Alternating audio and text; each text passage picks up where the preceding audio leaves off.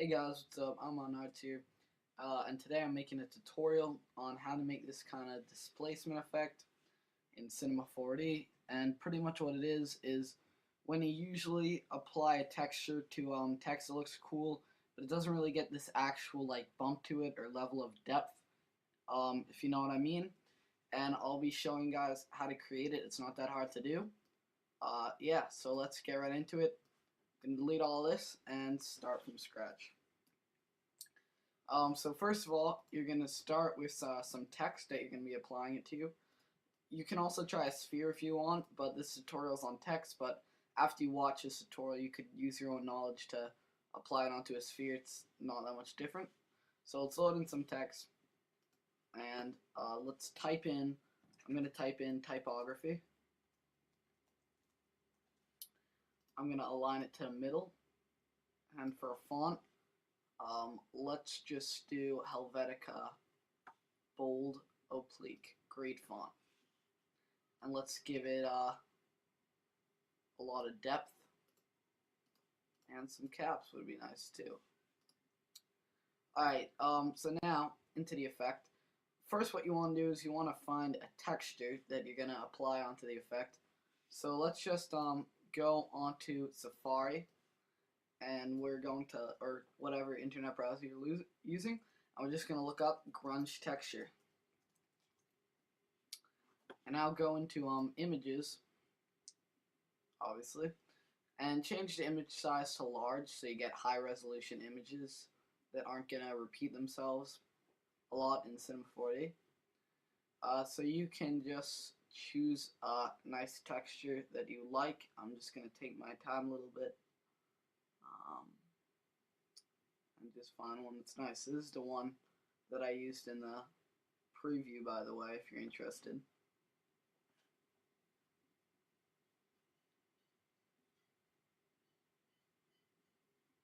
Let's try using this one right here.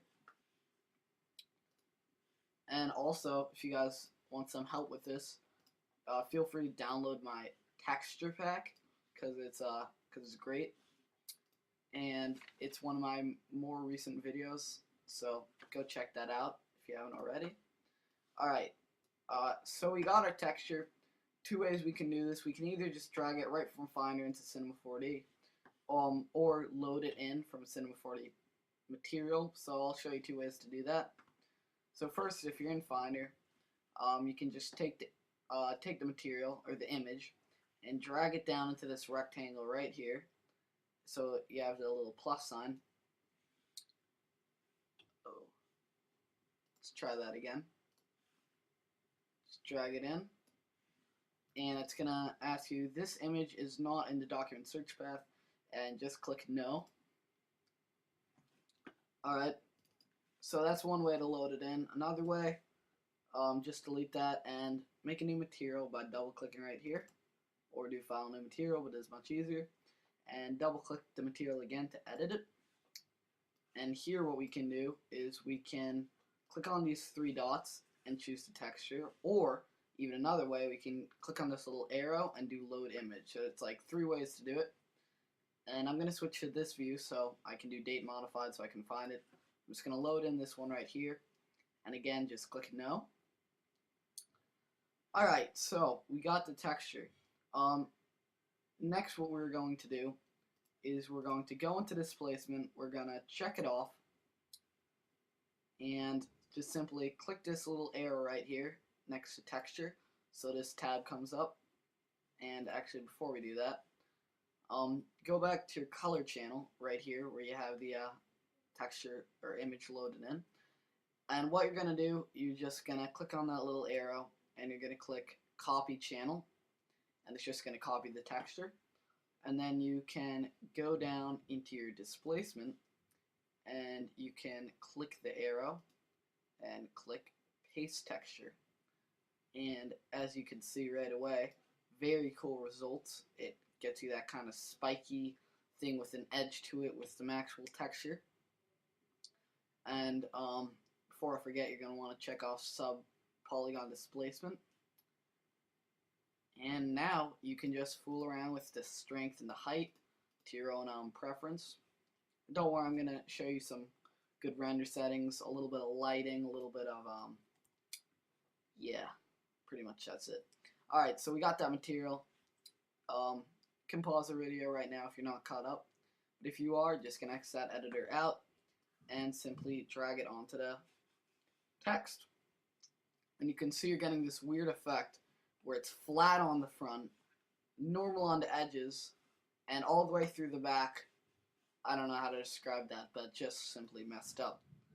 And the problem why you're getting that is because the projection shouldn't be on UVW mapping, it should be on cubic. And that's the right projection whenever you're using text, use cubic. But I guess if you're using just a standard material, it doesn't really matter. But now we've come across another problem because the material repeats itself right down there. So how to fix that? Let's just increase the length Y to about like 170 and increase the length X to about the same, so it's proportional, maybe 150. And then you can, and that's just pretty much just gonna scale up the texture. And then you can just change the offset Y. So it's like that. And you can play around with the offset X too. Doesn't really seem like that's a problem. And there we go. That's looking good. Now let's just get some nice lighting going here. Let's add a plane. And let's scale that up to 1000 by 1000. And let's just move it up like that. And go to the plane and let's label it front. And so that's going to be, these are pretty much going to be like big overhead softboxes. And softboxes are just kind of a more fancy version of this that are a little bit better, but this is much easier. And then let's control drag that. Oops. Control drag that to duplicate it. And with the second one, change the title to left. And then you can simply change the orientation to +X, so it's horizontal or vertical like that. And just move it to the left of the text. And as predicted, just control that, drag that one again, label it right, so now I have 3 planes. I'm just going to drag that one to the right, pretty straightforward. And then the front finally, control drag that one, and you're going to rotate this one at a 45-degree angle. And then you're just going to go back to your move tool like that, go into these 4 views, and go to this right one, and just use the right view to help position the plane, so it looks something like that. But you can see, big problem, all these planes are blocking the text, and we don't want that. Real quick, let's just label this one. This one needs to be top, actually. When I said front at the beginning, I meant to say top, so sorry about that. Just change it to top. But what we need to do, we need to make these so they're not going to be, block the text. So what we're going to do, we're going to right-click on it, Cinema 4D tags, right-click on any of the planes, Cinema 4D tags, click on compositing, and just uncheck Seen by Camera. So that means when you render it, it's not going to be seen in the view. And you can just duplicate this tag onto all of the planes. And finally, highlight all of these planes, select them all, and go to Basic. And when it says Visible in Editor, just turn that off so it's not really blocking your view, but it will still be visible in Render. And finally, we need to actually give some luminance to these lights, so they actually light something up, and so they're not just gray colored planes. So double click in the material, in that square to get a new material, and you're going to edit the material, and all I have to do, check off luminance, and let's start out with 200 luminance, which is really 800 luminance because there's 4 planes, and just drag that on to all of the planes.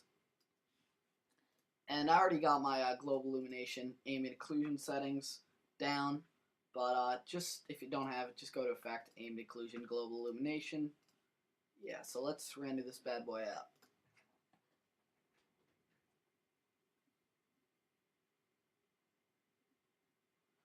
And just a quick note, subpolygon displacement and with global illumination and ambient occlusion does take quite a while to render. Not really a while for me because I'm used to long render times, but for most people it might be a little while to render, but it's worth it because the results are great. One of the most easy things to set up in Cinema 4D that has such good results. And you can see it's kind of wearing away at the text, kind of like destroying it, kind of a wrecked and destroyed kind of look, if that's how I describe it. And it does look really cool. It's a great thing for intros if you want them to, if you're sick of that just glossy blue, glossy green, you want to have something new, spice it up with some like displacement. It's a good thing to do. So yeah, it's about rendered. That pretty much wraps up the tutorial. If you found it helpful, please like the video, and as always, comment on more tutorials that you'd like to see. I do have a modeling tutorial that I'll make sometime soon. But yeah, guys, subscribe, comment, like. Thanks for watching.